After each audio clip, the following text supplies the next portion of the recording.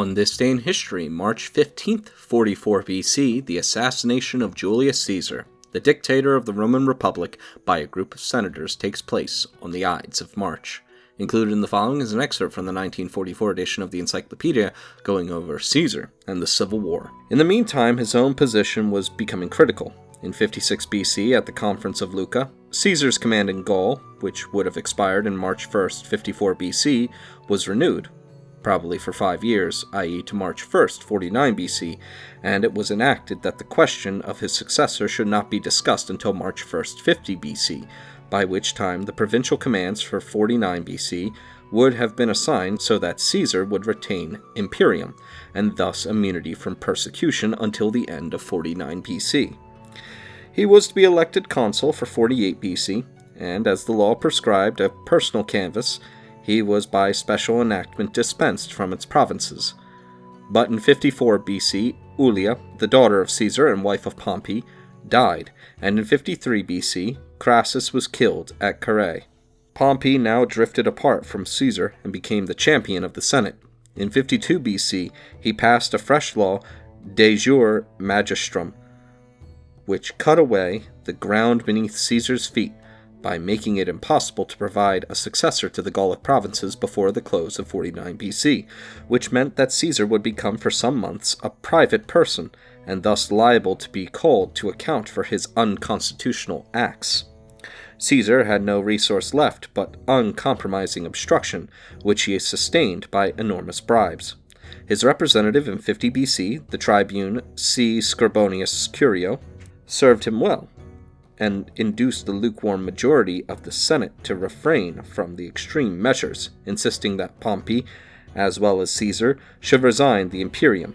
But all attempts at negotiation failed, and in July 49 BC, martial law having been proclaimed on the proposal of the consuls, the tribunes Antony and Cassius fled to Caesar, who crossed the Rubicon, the frontier of Italy, with a single legion, exclaiming, Alia iacta est. Pompey's available force consisted in 2 legions stationed in Campania and 8 commanded by his lieutenants, Afranius and Petreius, in Spain.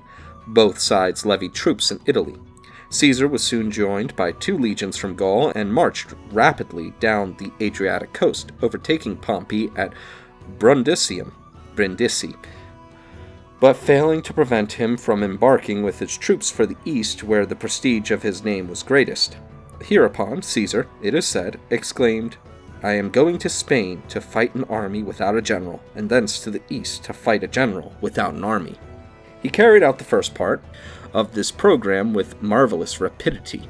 He reached Lerida, on June 23rd, and after extricating his army from a perilous situation, outmaneuvered Pompey's lieutenants and received their submission on August 2nd. Returning to Rome, he held the dictatorship for 11 days, was elected consul in 48 BC, and set sail for Epirus at Brundisium on January 4th. He attempted to invest Pompey's lines at Dyrrachium, Durazzo, though his opponent's force was double that of his own, and was defeated with considerable loss. He now marched eastwards in order, if possible, to intercept the reinforcements which Pompey's father-in-law, Scipio, was bringing. But Pompey was able to effect a junction with this force and descended into the plain of Thessaly, where at the battle of Pharsalus he was decisively defeated and fled to Egypt, pursued by Caesar, who learnt of his rival's murder on landing at Alexandria. Here he remained for 9 months, fascinated, if the story be true, by Cleopatra, and almost lost his life in an emeute. In June 47 BC, he proceeded to the East and Asia Minor, where he came, saw, and conquered Pharnaces, son of Mithridates the Great, at Zela. Returning to Italy, he quelled a mutiny of the legions, including the faithful 10th, in Campania, and crossed to Africa, where a republican army of 14 legions under Scipio was cut to pieces at Thapsus, April 6, 46 BC. Here most of the Republican leaders were killed and Cato committed suicide. On July 26th to 29th, Caesar celebrated a 4-fold triumph and received the dictatorship for 10 years. In November, however, he was obliged to sail for Spain, where the sons of Pompey still held out. On March 17th, 45 BC, they were crushed at Munda, Caesar returned to Rome in September, and 6 months later, March 15th, 44 BC, was murdered in the Senate house at the foot of Pompey's statue.